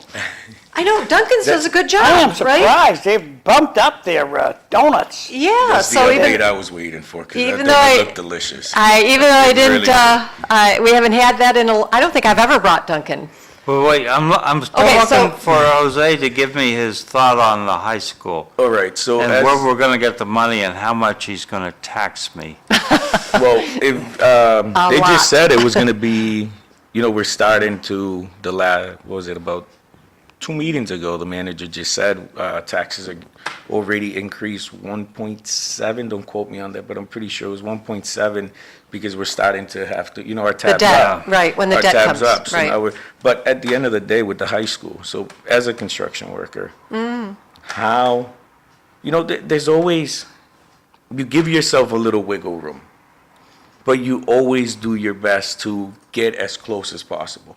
When I heard that they did one borehole, I could probably pull it up on my phone. I right away texted counselor gets here. Well, he was on, and I was like, are you beep, beep, beep, beep, beep, beep, beep, beep, beep, beep, beep, beep, and just keep beeping for about 10 minutes, and that's about, and he just looked at me and turned around, looked at me and shook his head like, are you kidding me? You know, they should have done a better job. How do you not expect to have asbestos in buildings that are that old? Right. Yeah. You have them in buildings that are more recent, you know, obviously within reason. So they just did not do a good job. How many people did we have bid on that job? There's so many questions, but I always say hindsight's 20/20. We can sit here and, oh, if it was in Belvedere, yeah, but were you there at the time? I wasn't really that much Jose, involved in it. asbestos was the gold standard Yes, to sir. wrap steam pipes for a century. Greater Lowell, when we were in there. Yeah, and what's your in my point? English class, there was a pipe up there and there was caution Any building, because you touched it. any building Oh, it'd that's 50 fry years off. old has asbestos in it. It was Right. the gold standard. My sister. You want to make the inspector happy, you got to have asbestos there. Well, you're in Asbestos. luck. I think the administration wants to bring it back. So everything old is new again. Well, then maybe we'll save some money on the high school. 'cause Well, we there gotta you, take it out. right, you It's don't have to already take it there. out because it's not a violation anymore. But no, that's, I mean, the high school, again, I wasn't really heavily involved in the local politics at the time where, you know, we were having that huge debate between, but let's be honest, I mean, Belvedere, do you think, A, they're gonna want the traffic that comes along with that, you know, the high school right there? Now we're gonna now we would be having a conversation of, you know, how much money is the city paying to, you know, these kids that are on house to drive them all the way up to Belvedere? Because we're having that conversation now as it is. You know, now we're gonna get whole new bus system to bring the kids up there, or parents aren't gonna be able to go to work till 8 o'clock, till they drop the kid. So there's always that, you know, we go back and we should have, could have, but we didn't. You know? I think they asked the wrong question. Oh, absolutely. We needed 2 high schools, not 1. I was Oh, thinking that's about that. interesting. Yeah, because we are that, I mean, Lowell is pretty far apart. Yeah. So, And it's a big population. yeah, I mean, forget the kids and all that, but we're what? Yeah. I mean, up to 120, 125? And that's the people that we actually know that are here? Right. You know, I Right. mean, Yeah. we're what, the 5th biggest city? We With slipped the from the fourth, Yeah. but now we're the fifth, right? 5th biggest city in our school system. I mean, the previous guest was saying about how, you know, Massachusetts is #1 in the country in you know where Lowell ranks? 13th lowest Yeah, it's down in there, right. the state. So. I mean, what Let's do we, renew that contract. what do we do? You know, and it's not to sit here and say that our educate, but what are we doing? You know, I keep asking Yeah. that. What are we doing? People I mean, are just- fleeing the city. We went from the 4th biggest city in Massachusetts to the 5th. Yeah. Yeah. Who was people are who was leaving the the fifth? city. Who bumped us? I gotta look that Yeah. up. I don't know, but that means people, like politicians, they don't want to go to Salem, New Hampshire. They don't want to go to Salem because Salem, the whole town is loaded with 20, 30, and 40-year-old people. It's hopping up there, and they're all from Mass. They're from Dracut, they're from Lowell, they're from Tewksbury. They're all from Mass. Go up to Salem. It's fantastic economy. You know why? Sales tax. And you know what the state legislature says? Excuse me, before you tell me what the problem is, what's our problem? They don't want to hear it. Yeah. Thank you, Vanna Howard. John, our population has not gone down. Somebody else's went up. Yeah. Oh, The Right. population defender of is, the city. They didn't leave, well, they for did, 30 years I've lived here, the population has increased. has increased. I So was that- gonna say, I've actually noticed, especially in the acre, I'm walking around and I'm seeing new faces. And I'm talking to, oh yeah, I lived in Stoneham, you know, I work remotely now, I just moved on. So we are getting that, you know, where they say they want people with Go to disposable Salem, income Jose. and we're a Go dumping to ground Salem. and we gotta Go get to- people out of here type of thing. So we are getting those people with Go to Salem, New disposable income. Hampshire some night. Oh, that's where the, Just go to Salem and see, God, oh it's on my the tip, God, right? That- look that- at this crowd. that mall they built up there. Yeah, Rockingham Mall, yeah. No. Down the street. Yeah, I know what they Tuscan, call it. Tuscan. Tuscan Village or something Hey, like that, yeah. I went up there for Christmas one day. Took a little ride around the little man-made pond with a horse and carriage. Like, it was nice.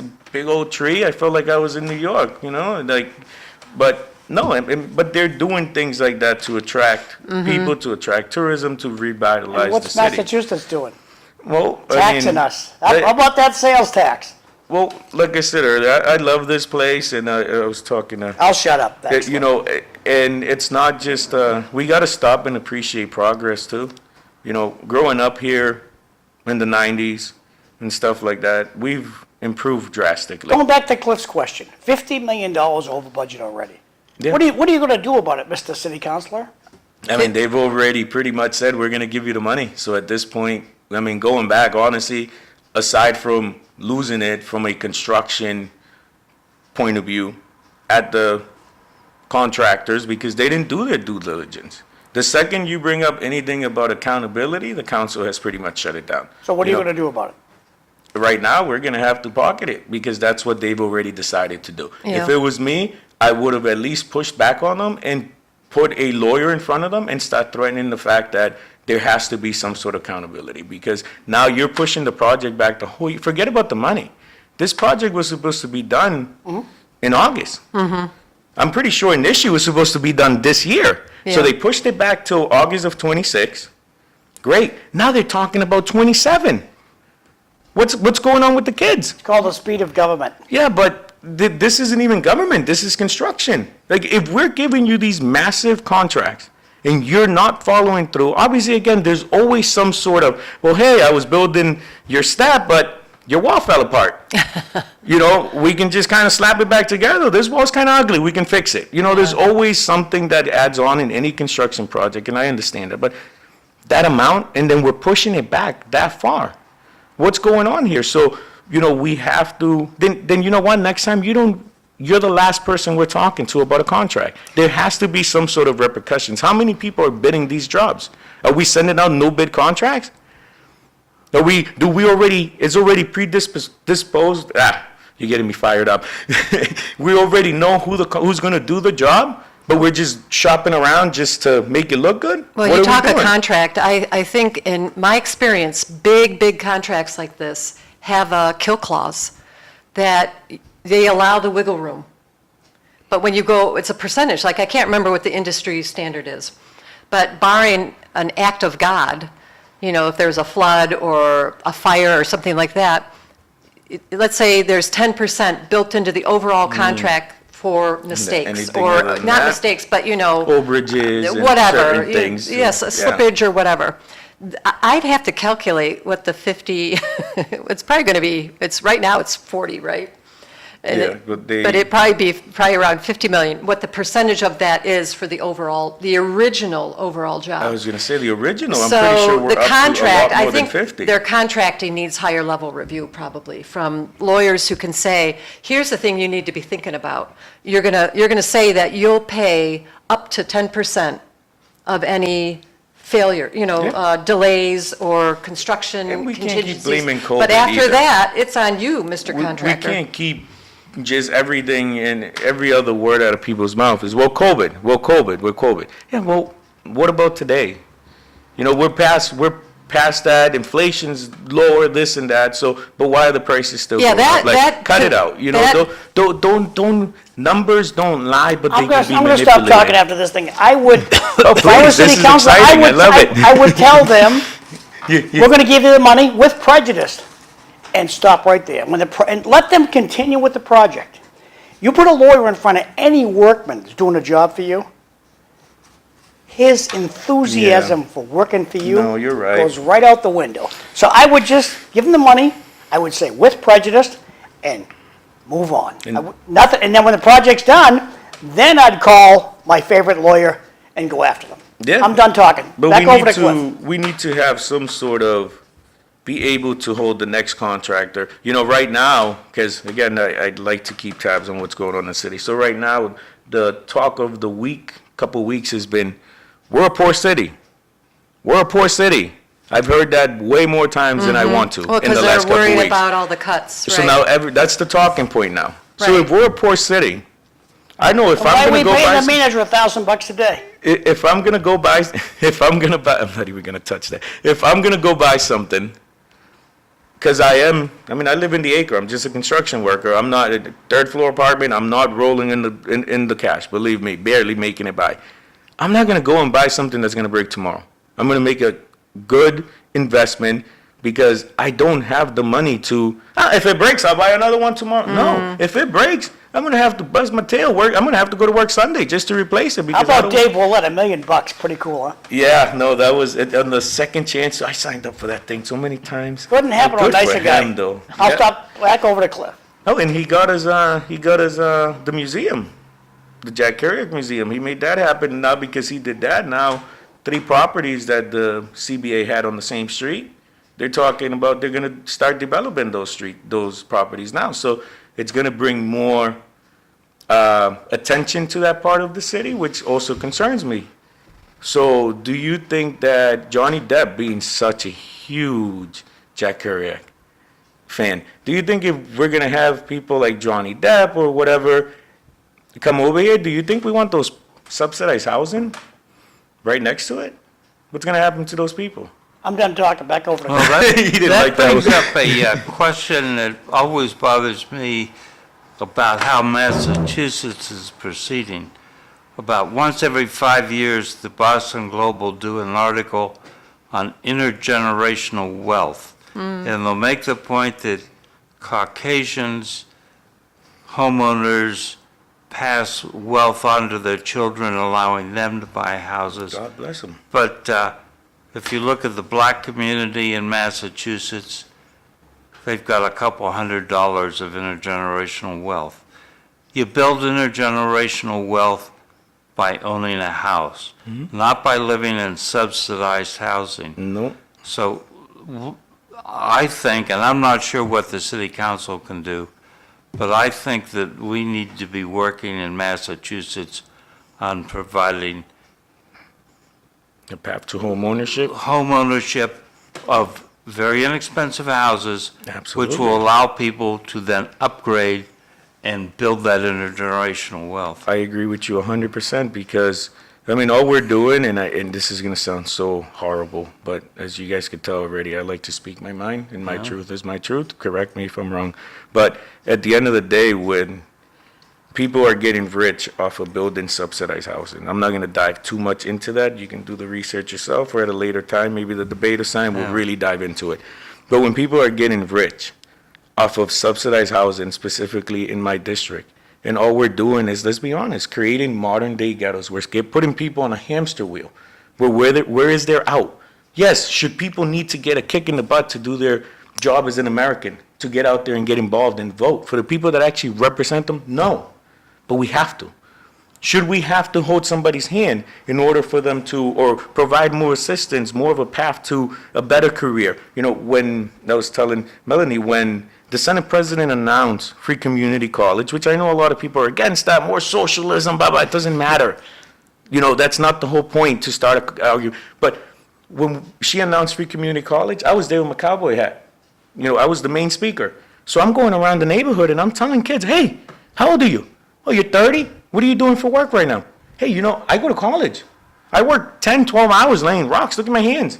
And guess what? Then I go home and I sit in front of my laptop a couple hours. I do my studies at work and my headset. Go to college. Get an associate's degree. If not for you, to show your kid, hey, I'm going to go get an associate's, and I'm not just going to be I'm a laborer. So you can't tell me that I'm, pooping on laborers. Your kid doesn't have to work as hard as you. And already by having an associate's, he's going to make more money than you. Or she's going to make more money than you. That goes back to the leadership thing. I'm not going to sit here and fearmonger you and tell you, hey, you're poor. You're at a 32%. You guys know we're at a 32% poverty rating in the acre according to the CBA. Mm-hmm.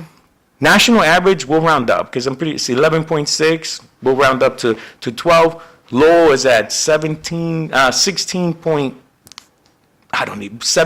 We'll say. The Acres entire at city is 32. subsidized. More than 50% of our budget comes from outside sources. But Yeah. where's most of that subsidized Well, housing? education-wise, we live in a city where nobody stays back. We live in a city where we don't teach personal finance. Yeah. I think But they a lot- changed that.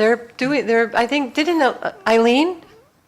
I can't remember who made that motion, but that's been a motion with the Personal city. finance should be taught in Yeah. every grade in high school. But what are we at doing least. at home about that too, though? It's like when people tell me they don't teach kids the Pledge of Allegiance at school. My kid knew the Pledge of Allegiance when she was 2. Cliff, don't go running out of here. I got something for you before you go home. You know? Okay. So at the end of the day, what It's the parents. what is the parents doing? I Yeah. get it. Most people are working 2 jobs just to make ends meet. I mean, do you know what a market rate, you know, when they talk about market rate right now, putting market rate housing, you know what a Yeah. market rate is? Ridiculous money. Yeah, but do you know how much a 1-bedroom costs you?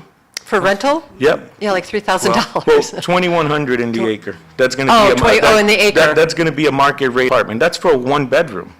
So. And what that's do you- just in the acre. It's higher in different So, neighborhoods. I mean, we also can't keep, and I've heard people say, oh, well, there's plenty of land somewhere else if you can't afford to live. Yeah, but we built this city. Yeah. You built this city off your back. Get off your high horse, because you wouldn't be where you are right now. You wouldn't be getting paid where you're getting paid right now. You wouldn't be walking around these streets with the United Nations and on your, ooh, look at us, without those people that built this country. Without the people that built this city, the poor people. The bottom line, though, Jose, just to bring this back to the beginning, if you only have 535 people, Yes. the politicians don't have to. No, they don't. Because you can't make them, why There's should no they? And there's no accountability. accountability, and the voters don't show up. That's why- You're going to get more of the same. I told you earlier, I haven't asked a single person for a personal vote. Did I all the refuse to. people you talked to were registered voters? Were any of them? Most of them, and the ones that weren't, which I'm not an emotional person, but it was like, oh, they're like, You're killing me, right? they're calling their husband and their kids, and they're like, register to vote. You know, we got to support him because, you know, because I'm not going out there selling them anything. Yeah. All I can tell them, I'm going to stick up for them. I'm going to stick up for them. Okay, so I've got at least 4 more questions. I'm in the sorry, next I talk too 14 much. No, it's okay. Okay, Skanska is doing the high school. Skanska is doing the Rourke Bridge. You got any thoughts on the Rourke Bridge? Well, go ahead, Jose. Take it away. It's not going to be $303 million, I can tell you that. Let's place bets right now what we think the final tab on the Rourke Bridge is going to be. Now, the city doesn't have a dog in that. They just get taxed with some of the cost of building the bridge, but the state is in charge of that. So what do you think? We're betting it, okay. What do you think, Cliff? I don't have a dollar I'll check my on me. wallet. If not, I'll write you an IOU and I'll sign it. That's going to be worth something. What do you one want to day. guess? $375 million is what the final tab will be for the state of Massachusetts? No, I'm thinking it's going to be about 310. It's already at 303. But don't forget, once they discover there's fish in the water, the price Oh. is going to go up. What do you mean? They didn't check? They don't didn't have check to. for fish? They just assumed. They it just be- cast the fishing pole Well, one they have time? to watch They just out one for the time fish. and then that was it? They Yeah. didn't keep casting? Don't forget, it's come on. protected fish, protected 400. species. Let me, Yeah. Stay out of the let water. me go to homelessness. Yeah, that was sir. shocking. I've been on That's- the continuum of care here, and I've been on the homeless commission. I've come to the conclusion that politicians in Massachusetts, including those in Lowell, don't have a mindset that will allow us to fix the homelessness problem. We're not prepared to put people in mental institutions. Yes. We're not prepared to crack down on drug use. I mean, I'm concerned, but He's really what's your trying to get, he's really trying to get me go, all right, so that, and I'll try to keep it quick because I just looked at the time and I don't want to take all the spotlight from you. All right, so this. I've been on my own until you came along, Oh. so this is good that we have, it's just been Well, me and hopefully it's Cliff a and good John. conversation. You'll be not sitting next to me like, who's this idiot, you know? But, you know, there's so much to unpack there. Number one, I have an issue with the fact, and again, take for what I say at face value. We took 600 migrants, Haitian migrants, we put them up at the hotel over there. Great. Good. Whether you agree with that or not, we're not here to have that conversation. Now, we've been asking the state, you know, they closed down 7 mental health hospitals, right? So now, a lot of the people that are unhoused right now that need mental health, because I talk to them, I don't know who we're talking to when we're echoing in the chambers or anywhere else. They don't want help. They want to stay in the streets. I talk to them. Go walk to the acre with one of these and say, hey, do you know this guy? To any person that is in the streets right now, and they'll be like, oh, yeah, I've known him for years. Every time he comes down, he doesn't give me money, but he takes me to the store and he buys me a sandwich and he buys me soda or he buys me whatever. what are we doing about that? If we had a mental health hospital, a state mental health hospital, we can get these people into a rehab facility, and instead of throwing them back out in the same, I mean, where are they going? They gotta go back to the same corner. It begs No, the go story. ahead. There's a guy up in the Lowell flood overpass. He holds a sign. He's a veteran, needs your help. Where, He lives in Wilmington. What- Flood what part overpass, of over Lowell? here. Okay. This guy lives in Wilmington, yeah, in a two-family house that's owned by a trust, that he's the trustee. Now, he lives upstairs with his girlfriend and his two kids in a Section 8 house.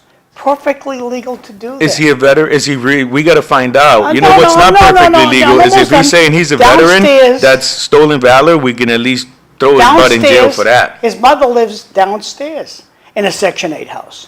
So he gets his mortgage paid for by his girlfriend's Section 8 and his mother-in-law's Section 8. So he's just raking God it in. bless America. It's perfectly legal to do all this stuff. No, I mean, that's why they were trying to pass that bill where, or I think they did not bill, at City Hall about, you can't be within so close to a car and asking for money, soliciting and stuff like that. But back to what, Well, Trump sent an executive order last night. Right, I saw that. The I went to bed early. homeless to be removed from the streets. And where are you going to put them? Well, that's Because the of that thing. whole, they're closing all we that. got- And the Not here. Medicaid cuts. This is Not where, here. yeah, but we need to, and I get, you know what? And again, not to sound too combative here, but I get it. I get what you're saying. All right, we don't want them, we don't want to drive down the street. I walked here. We're subsidizing him. He's on Mass Health, I'll bet you. I walked over here, so you can imagine how Not for many long. people I seen sleeping at the Commons here. But, okay, great. So we say we don't want them here. So what are we gonna do? Do you agree with that if I buy a puppy and I don't like the puppy, I can leave it on the side of the road? Because I don't. So why are we treating puppies better than we treat human beings? We've lost the human aspect of things. We really have. Well, these are people too. The solution is we send them out to the Barica House of Correction. 2,000. That's right, 2,000 empty cells out there. But what That's do what we we do said. from, what do we do with them from there? Do we just leave them there as prisoners because they're unhoused, because they fell on hard times and they make poor choices? You're hearing the I'm city just council, asking, we can sir. keep going down this avenue. No, and I love We it. I'm don't- not trying to argue with in you. It's just America- listening to people, in you know? America- Yes, sir? Mentally ill people have the same rights you enjoy. They can refuse treatment. Yeah? And as long as that exists, that law's got to change. The well, mentally- somebody has to section them. Back to my original point. The legislators in Massachusetts do not have a mindset to fix the problem. Correct. We just keep, Thank me you, and you were Vanna talking Howard. about, me Moving- and you were talking about this off air. We just keep yelling there's a problem, Yeah. but we're not bringing solutions forward. Well, now So with let me bring up another point for you as a city councilor running, Yes, sir. maybe above your pay grade as a city councilor. Possible. But we had a young 18-year-old Marcelo Gomez de Silva in the high school. No criminal record, was Wyndham? detained. In Wyndham, I believe it was? No, Milford, I thought. Milford, that's what Yeah. it was. I was, for some So- reason. Or Milton, Milford, one of those. My question is, are young people who are here illegally, are we supposed to ignore that? Are we supposed to support ICE in its efforts to relocate these people? Where do you think we are? So, I mean, and again, complex issue here, but at the end of the day, as city councilors, and again, I'm new to this, I'm just a bricklayer, but as a state, doesn't say we can't help or that we have to help. So let the federal, I mean, unfortunately, what can you do to stop the federal government from doing its job? There's nothing that we can do here as a city councilor, as a city manager, as a state senator to stop ICE from doing its job, period. So I don't know, anything that I would say would be drawing a divisive line on an opinion. Point blank, we can't do anything about ICE. That is the federal government. If you want to have protests, how about you are you on the back end finding out these people that her husband just got deported, his wife just got deported, and helping them? Then you're just making noise. You're bringing up problems without solutions. You know, are you helping people that are here, undocumented, learn to speak the language, trying to find them help to get lawyers and all that? You know, so there's nothing that as a city councilor, as far as I'm concerned, that you can do to stop or change what the federal government is doing. If we have an issue with that, get out, not here, but get out and vote. When, what is it, 62% only of registered voters are only voting in national elections anyways. Forget about state elections. But I hope it doesn't sound like I'm deflecting, but there's really nothing that, as a city councilor, other than giving an opinion that would draw a divisive line, that I can say about that. Because if you're here, just like I was at one point, the second you're here undocumented, you are breaking the law. As much as people hate hearing that, as much as it enrages people, those are facts. So, I mean, I hope that it didn't sound like, as you could tell already, I love having a conversation. I love saying stuff, so I'm not trying to, spin this conversation, but that's the fact, He ate a donut. We can't change that. He ate, hey, don't worry about my donut. Monday City Live, Cliff's going to be the host. Eileen Delrossi's coming through Nickenberg, probably going to Zoom. Mike Smith's going to Zoom from Florida. And city councilor, I think he's vice mayor. No, Vice that's Mayor's, Paul. Okay, Paul sorry. Rethiam. Did So you see the President New's meeting going to be when here too. That's Monday's show. Back to you, Cliff. Time is short. Did you see the meeting where he actually got to be mayor? He's been at a couple times, I Well, think. the last one, then No. Mayor Rook went away and he got to be mayor. It's a big job. Go watch it. It was fun. I mean, he did great. We don't have time, but I do want to note that there's been a lack of news in the Sun about Russiagate. About Russiagate? Yes, and Oh, well, we don't, from the local reporting level, we don't cover that kind of stuff. So we'd have to pick it up from the wires or from, even the Herald, I don't think would cover that because we're a city paper, not even really a regional paper. there are people calling for Barack Obama to be put in jail. I heard about Yeah. that. Treason. I think that would be stupid. It would turn us into Brazil. Yep. I wouldn't mind them going against John Brennan and James Comey and those people, but Obama, Just take their Clinton, Biden, What's that? Take their pension. let them go. Because we don't want to become Brazil. You need to give us your elevator speech. You're closing, just like in a debate. Why you want to be elected. You still want to listen to me talk after all the talking I've been You have doing? 60 seconds. All right. Closing the show. Oh, is it Well, that time? Oh, my gosh, guys, wow. Okay, Well- take it away. Bring us home, Jose. My name is Jose Cervantes, like you guys already know. You know what? I'll keep it brief. Just get out there and vote. Get out there and vote. It doesn't matter. At the end of the day, we're 8th out of all the districts in voting with 535 people. You hearing that number should not make you very happy. Get out there and vote. Do your research. If you like me, you like what you heard today, call me. My number's out there. You got any other questions, just vote. I don't care who you vote for. I want to see those numbers go up. I'm not supposed to win. I'm not supposed to be here. I'm just some poor construction worker from the acre. But we're going to make some noise and we're going to keep advocating for you in that community, win or lose. Just know that. Do you have a website? Cervantes for Lowell, but just look me up on Facebook. Jose the Jesus. It's not even a political Jose page. It's a community page. You're looking for something to do? Go on there. And odds are when you go there, you're going to see me there. So Where did the Jesus come from? that's my middle name, and my Facebook got hacked. So in order for me to start another one, I got you. needed to use a different name. Understood. Yes, sir. So that's it, folks. We'll see you on Monday. Thank you, Jose, for coming in. Yes, I sir. appreciate it. And Melanie, thank you for coming in.